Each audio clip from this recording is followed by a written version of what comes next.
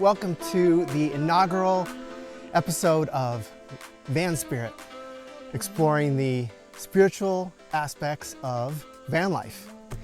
Now, there are thousands and thousands of van life videos on the internet, and I probably watched half of them preparing for this coming year as my spouse and I sell or store everything we own and live in our van.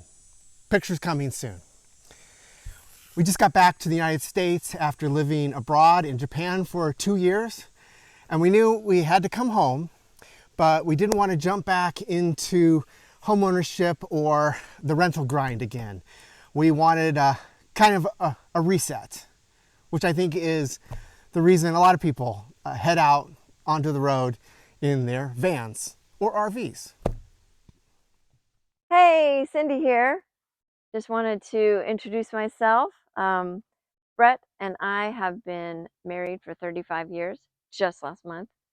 We have also been camping for about that long, and behind me here is our 6th camper that we have had since we've been married. We usually like to go camping from 3 to about 5 weeks at a time. This will be the first time that we'll be mostly full-timing it, so I look forward to that. I love being out in nature, and I love doing lots of things in nature. So hiking, bird watching. I love to meditate and do yoga, and I would love to see how that looks in van life. So excited to do it. Here we go. So here's what we want our VanSpirit channel to look like. Yeah, so every time we're out on the road, we're going to be bringing up topics and themes each week that come up on the road. So staying grounded, mindfulness, how we're doing with our relationship. Not too much about that. In this square little, I guess it's more rectangular van space. Tips and tricks for how to stay married when you're on the road doing van life. Yes. Yeah. Yes. Yeah. And so a lot of us feel pretty topsy-turvy after COVID, maybe trying to find our way. And that's one reason that brings us out onto the road.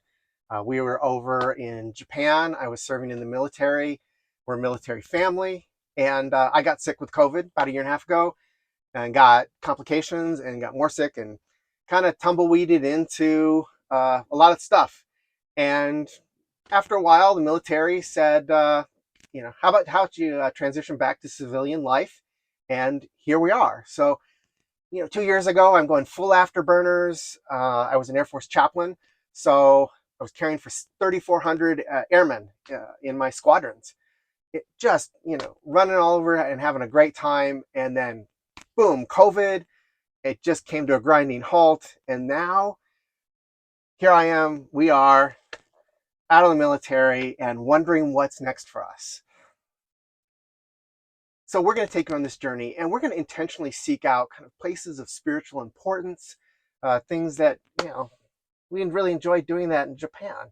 Yeah, so like the last 2 years in Japan, we really enjoyed seeking out the temples and shrines and tombs and their spiritual significant places. And we really enjoyed that. So we're looking forward to continuing that over a year. Yeah, experiencing the energy of all those places. And they're here too in America. And so we're going to seek those out and bring you on the journey.